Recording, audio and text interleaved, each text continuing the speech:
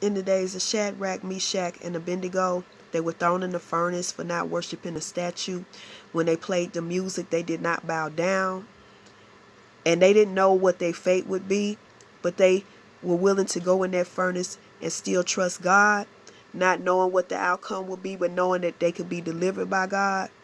And they went in that furnace like a G, and they started praising the Lord and singing, and the Lord was in the furnace with them, and the fire did not burn them. History will repeat itself. In these days and times we're living in, they're going to require a microchip. It's a cashless society already. It's been a cashless society when they've been requiring credit cards to pay for things. It's been a cashless society when all these stores have their own card. It's been a cashless society when they put EBT on cards and direct deposit. It's right before our eyes right now. When you go into a store without money, you're already an outlaw. You're already an outcast.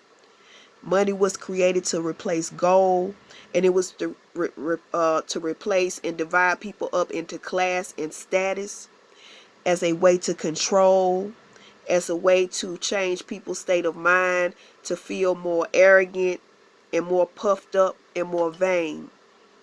Take the money away, everybody's equal. Our fate is the same. We all must leave this world. Just like we entered this world, we must leave. Our fate is all the same.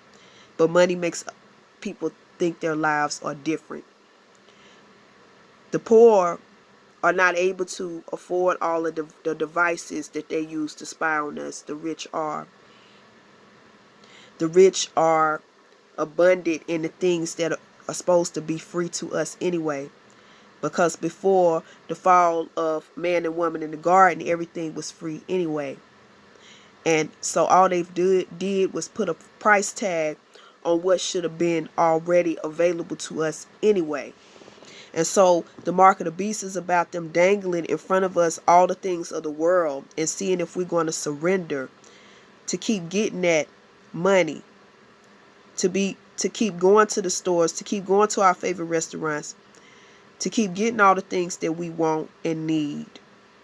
And they're using all of that as a trap, and they're using it all as bait to see how many will surrender. But when you know that God is the supplier, that He is the rough rider, that He is the provider, then you won't worry about what they're trying to do.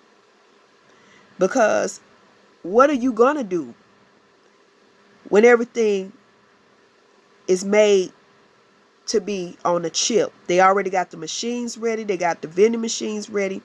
They got cars and different stores. FRID chip ready. What are you going to do? Because your car ain't going to run on the same tank of gas forever. So if you don't take the chip, how you going to put gas in your car? How you going to hop on the bus and leave town? How you going to get around? You can't get on the plane. You can't get on the train. You can't get on the bus. You ain't going to be able to keep putting gas in your car. You can't take all your belongings with you, so you're going to have to downsize tremendously. Where you going to run to? The trap has been set way, way before you were born. The trap was set when they started charging for everything. When everything came with a price, the trap was set. And you got to be ready and prepared.